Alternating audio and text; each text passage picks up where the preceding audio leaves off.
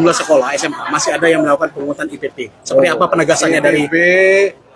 Sudah saya putuskan tidak boleh karena mengandung unsur setengah pemerasan. Artinya IPP itu ada tarif, ada angka, dan dilarang melanggar dengan undang-undang. Karena kalau perdanya sumbangan itu artinya berapapun boleh, sukarela. Dan IPP itu tanya sama Pak Kajari, kasihan gurunya, kasihan prasekolahnya. Tapi kalau sumbangan silakan. Anak kita mau sekolah, mau sumbang, itu abdi sosial. Oke, Pak Gub, itu kan penegasan dari Pak Bupati sebagai gubernur kan. Bentuk pengawasannya seperti apa? Ya kalau berani gitu siap-siap lah. Pasal 21, tanggal 21, saya siap. Karena itu melanggar. Dan tidak ada etikanya, itu pakai Pergub yang lama. Artinya bahasa bangkanya Pergub itu bahasa kampung yang meluntang. Tuh. Ya, kasihan gurunya. Guru ini guru baik-baik, dia kan nggak ngerti. Ada Pergubnya, ada tarifnya, itu tidak boleh. Saya sudah konsultasi dengan Pak Kajati, sementara ini dihentikan. Tapi kalau berani mengambil risikonya, tanggung sendiri. Ini kan udah saya stok uang. Ada sekolah yang kembalikan. Ya, karena uang kita udah lebih semua, bos sama APBN kita sudah lebih. Nah kita sekolah kita nomor 38 provinsi, kurang lebih 38 provinsi ya. Kita nomor 8, malu kita. Nah, maka di era saya ini, saya akan segera mutasi seluruh kepala sekolah, seluruh guru, supaya yang dari kota yang banyak dikurangkan bisa pindah sini. Penyegaran.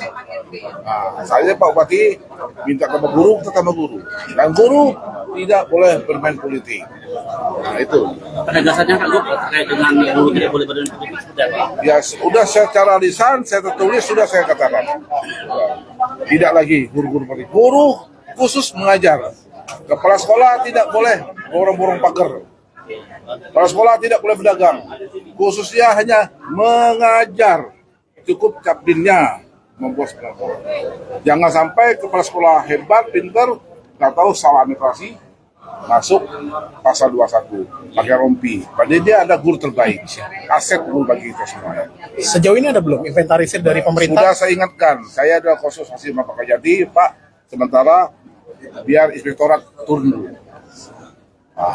Inspektorat turun dalam rangka pembinaan.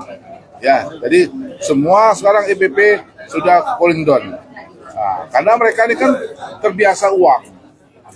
Ibu nanti masuk guru tanpa izin dinas, atau sekian bulannya. Alasan untuk bayar itu.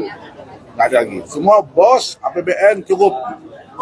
Tinggal kesehatan gurunya perlu dipikirkan lagi. Pak Gub, tadi kan Pak Gub juga menyebutkan mendukung pendidikan melalui bus sekolah. Kira proses ke depannya? Ya, bus sekolah itu sudah ada konsepnya, sudah ada APBN-nya, sudah ada rencananya, sudah konsepnya. Tidak ada istilahnya bos itu digunakan untuk ini, enggak. Sudah ada rapnya. APBN juga sudah ada, APBD juga sudah ada rapnya. Semua ada, tinggal kepala sekolah ini kan selama ini kan kalau nggak suka sama saya, uang sana, uang ke pulau, kan nggak boleh gitu. Ya. Walaupun ibu yang ngelawan saya, walaupun orang Padang yang bilang saya tidak masalah kalau dia pintar, saya pakai. Nah, dia pemimpin tidak boleh dendam. Reward punishment jelas. Dewa nasional jelas. Ya. Pak, satu lagi Pak, tadi kan udah sempat keliling-keliling kita, MCK ini kan sangat dibutuhkan oleh siswa. Langsung boro-boro belum ada sejauh ini. Ya, Itu ini posisinya apa kalau ya, nggak ada mungkin saya ke sumbang pribadi. Gitu. Oke. Ya, kalian nunggu uang dari Pak Bupati kan payah. Ya. Nah, saya bisa usaha. Siap. Ya, jalan nanti kita bikin ke sekolah Pak Bupati ya, kita ke sumbang semua. Saya tahu sekolah sejarah ini, tahu saya sejarah, tapi saya bukan pemimpin yang pendendam. Iya. Ya, ngerti? Siap. Masalah mahasiswa, ini saya jelaskan ya, mahasiswa kan melapor kepada Kapolda, Kejaksaan bahwa wakil saya ijazah palsu. Waktu pilkada, ibu ini menggunakan ijazah SMA, tidak menggunakan ijazah itu. Jadi ini urusan intern, urusan pribadi.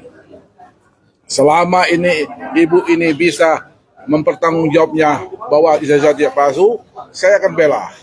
Tapi kalau ijazah palsu, bukan ranah saya, ranah hukum. tidak ada kaitan dengan gubernur.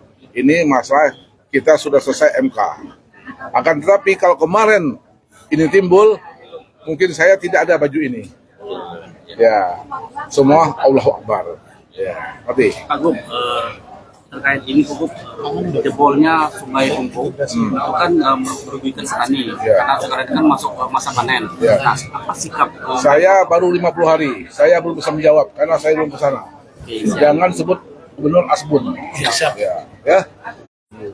Dalam kita bikin nelayan. Ya. Kalau untuk CPO, KS, malam. Nah ini kita mau bikin kesadai.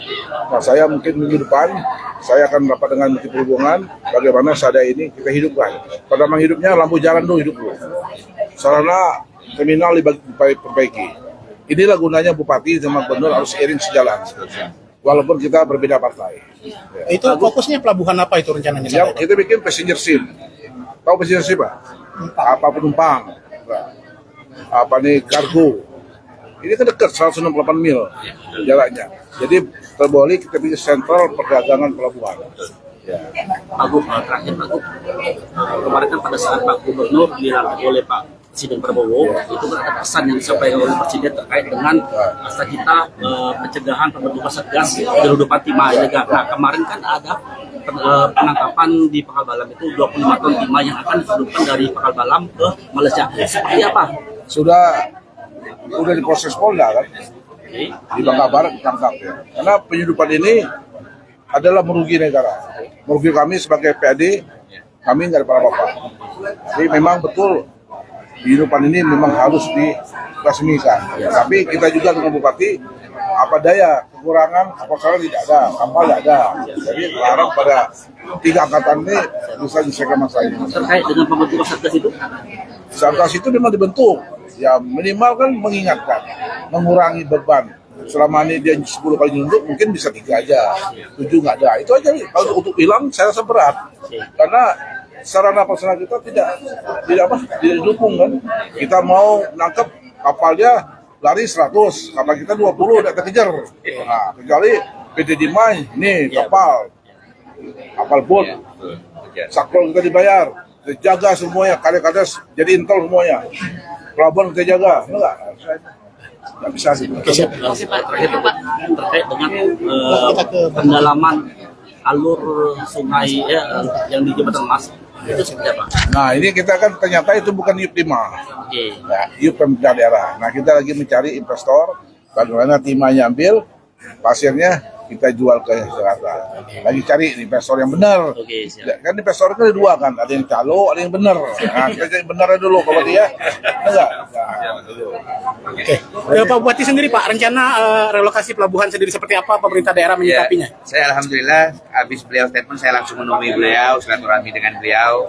Jadi besar kami masyarakat Bangka Selatan mendapatkan dukungan dari Pak Gubernur Hidayat Irsani dan mewakili masyarakat saya mengucapkan syukur dan alhamdulillah semoga terrealisasi apa yang menjadi cita-cita Pak Gubernur menjadi juga cita-cita kami. Efeknya pasti akan ekonomi Bangka Selatan dan ekonomi untuk Bangka Belitung.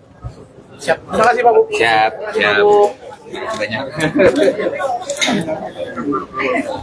Itulah tadi pemirsa Bangka Pos wawancara dengan Gubernur Provinsi Kepulauan Bangka Belitung Hidayat Irsani dan juga Bupati Bangka Selatan Riza Hedamit. Terima kasih telah menyaksikan Bangka Pos Live pagi hari ini. Saya coba penat untuk berdiri. Selamat pagi dan selamat beraktivitas.